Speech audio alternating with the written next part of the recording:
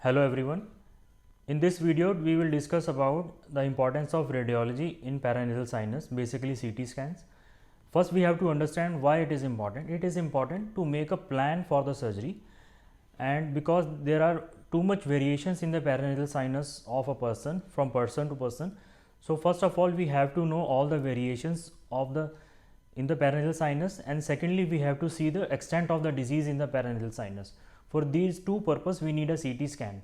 Radiology helps us in making a roadmap for the surgery. So, first we will discuss about this case. It is a case of a 23-year-old female which presented to us with major complaints of headache, nasal discharge, and heaviness around the face. Then we did the CT scan of the patient and we planned for the functional endoscopic sinus surgery. In this, now we will study about the CT scan, what we have to see before going for the surgery to make a plan for the surgery accordingly.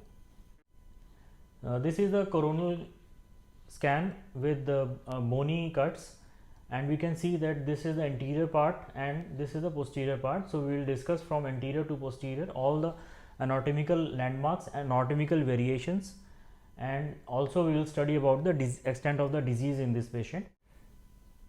So, this is the anterior most part of the scan, in which we can see this is the part of the nasal bone, and we can, in this cut we can see the frontal process of maxilla and the frontal sinus.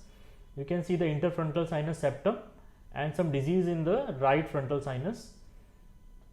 So, these as we go further, we can see there is highly pneumatized frontal sinus, and with this is the disease inside the frontal sinus, and this area is called the frontal beak area. The frontal beak area means this is a part of the frontal process of maxilla. This frontal beak is the most important landmark while doing surgery in the frontal sinus area, and till this frontal sinus is till this frontal beak is visible is the frontal sinus. When the frontal beak stops appearing, this is the area of frontal recess, not the frontal sinus, and behind this frontal beak, if there is a pneumatization, this is a pneumatization of the supraorbital recess. This is not a frontal sinus. The beginners do this mistake that they consider this as the frontal sinus, and in the surgery, if we don't know that there is a supraorbital recess, because this is not present in all the patients, if this supraorbital recess is present and we don't know about it, so in the surgery we can consider this as a frontal sinus, and we can miss the actual disease inside the frontal sinus. So, we have to know that if there is a supraorbital recess present or not. So, first thing is this. Secondly, when the frontal beak disappears like this, from this to this, the frontal beak has disappeared, then we have to see the anatomy of the frontal cells according to Cohen classification. As we see in this, we can see a cell here. This is the nasolacrimal duct. This is the first cell which is seen, and the first cell which is seen is always the agar nasal cell, and we can also see another cell above this, and in these two cuts we can also see that the nasal septum has appeared. These are the inferior turbinates. So, and this is the middle turbinate which has started appearing. If we go further, we can see this is the pneumatized middle turbinate which is called concha bullosa, and both the sides the middle turbinate is pneumatized, and in these two cuts itself we have to see where is the attachment of middle turbinate into the skull base. As we know, there can be three attachments: into the skull base, into the lamina, and sometimes there are multiple attachments. We have to know about this, because if the middle turbinate is attaching to the lamina, then the pathway of the frontal sinus will be different as compared to if it is attaching to the skull base. So, we can see in both the cuts, on the right side it is attaching mainly to the skull base, and on the left side you can see two attachments. One is going into the skull base and one is going into the lamina. So, we have to be careful about these while doing the surgery, and we have to also see about the other cells of the anterior ethmoid area. This is the area of anterior ethmoids, and as we have seen, this was the agar nasal cell, and this is pneumatized middle turbinate, and in this cut we can see there is another cell which has come. So, most probably this is the concha bullosa cell which has appeared, and there is a lot of disease also in this area, frontal recess, supraorbital recess. And as we go further, we can see that there is a disease in other anterior ethmoidal cells and concha bullosa, and on this side also there is mild disease on the anterior ethmoidal cells. This is the concha bullosa and this is the agar nasai cell on this side, and the supraorbital recess on this side is not as well developed as in the other side. So now we have to also see in these cuts about the uncinate process. So in these cuts we can see that maxillary sinus has started to appear, and we have to see the uncinate process on both the sides in these cuts. Look, this is the area of uncinate process in this uncinate process. We have to see further scans, further cuts to pinpoint the uncinate process. Yes, this is the uncinate process on this side, and right side this is the uncinate process, and there is a lot of disease in the maxillary sinus area. So one thing is this we have to see, and if we go further, we can see disease in the concha bullosa itself, and this is the area of maxillary sinus. This is a horizontal part of the uncinate process, and we can also see there is a Heller cell here and disease inside the Heller cell. Again, this is very important to recognize the Heller cells before going for the surgery, because we may confuse this cell as a lamina, and in these cuts also again we have to see the lamina. Lamina is intact, there is no breach of the lamina anywhere, and we have to also see in these cuts about the skull base. If the disease is eroding the skull base, anterior skull base, this is the area of cribriform plate, better seen in these two cuts. Cribriform plate horizontal part, cribriform plate vertical part, this is almost intact, there is no dehiscence in this area, so we have to be very careful.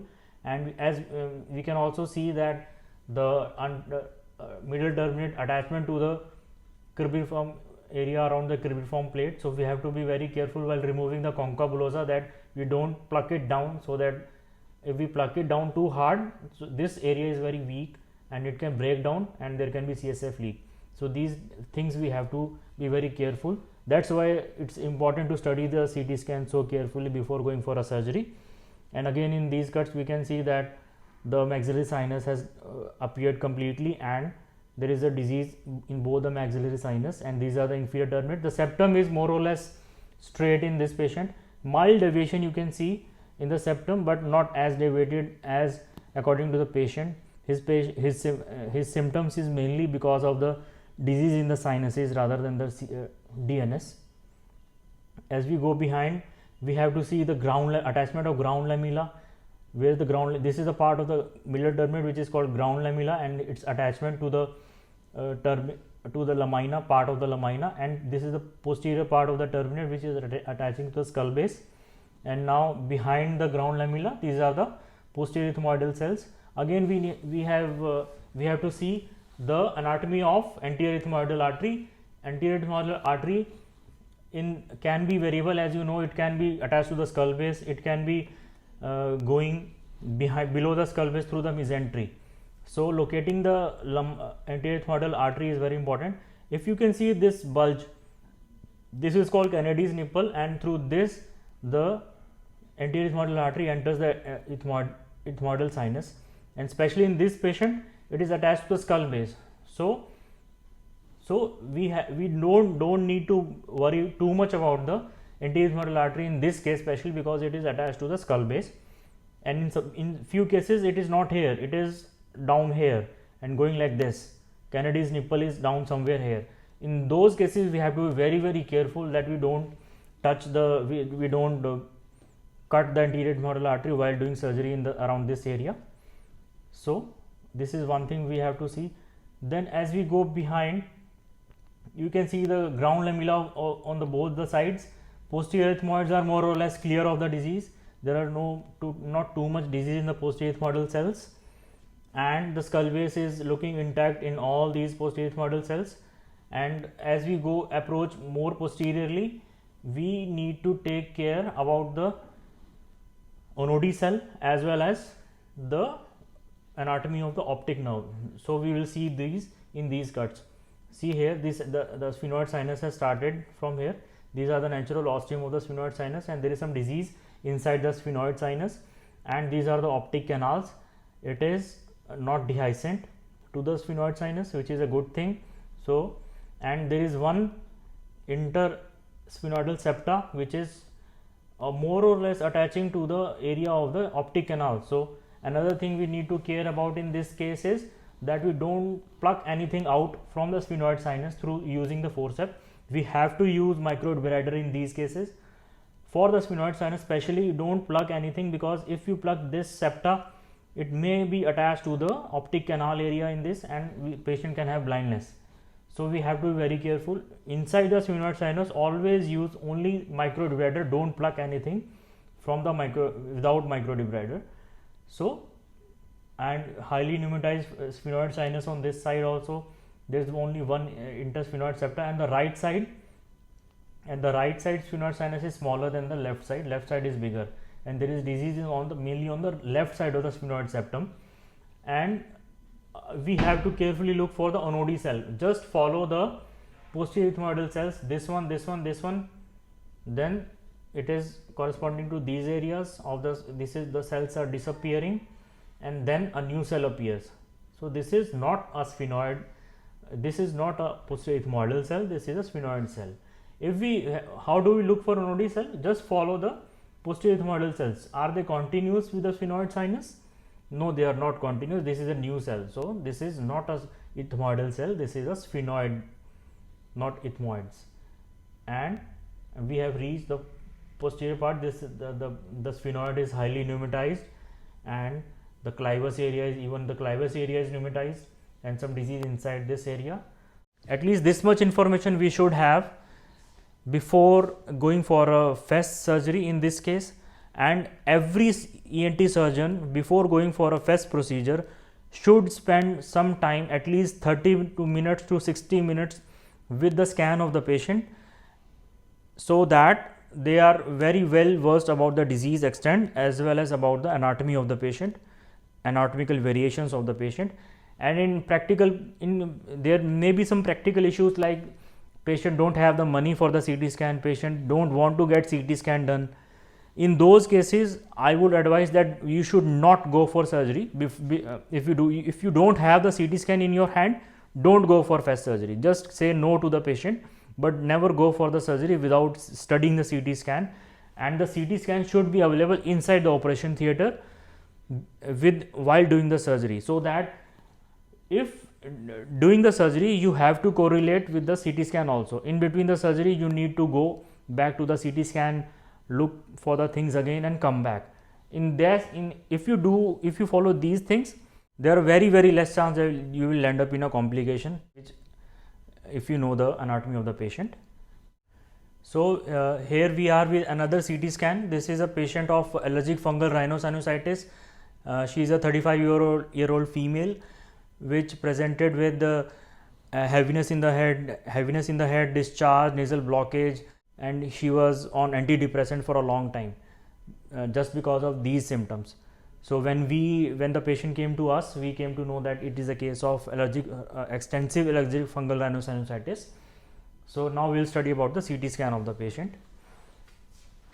As we have discussed in previous scans also, that we have to see two things. First is anatomical variations, second is the extent of the disease. And here we can see the frontal sinus. This is the nasal bone and frontal process of maxilla, and there is some disease in the frontal sinus. There is deviation of the nasal septum to the left side, and this is the frontal beak area, as we discussed in the previous scan. This is the distinction between the ethmoidal nasal cavity and the frontal sinus. And when the frontal beak disappears, that is the area of, this is the proper area of frontal recess, and mild, there is small supraorbital recess in this area, and lot of disease in the frontal recess and anterior ethmoidal areas. As we go in this cut, we can see that there is a breach in the lamina papracia. So, the disease is extending into the orbit, and there is some breach in the lamina papracia. This is very important to know before going for a surgery, so that when we are in this area, we should know that there can be or there is a dehiscence. We have to consider this as a dehiscence before going for the surgery. And in this cut also you can see there is a lot of dehiscence in the lamina papracia or thinning of the lamina papracia, and lot of disease in the right side of the frontal sinus, and the maxillary sinus has started to appear. This is the ethmoid. There is hyperdensity. This is the hyperdensity which will be better seen in the soft tissue, but we can also appreciate the hyperdensity. And one more thing I want to tell about the history of the patient.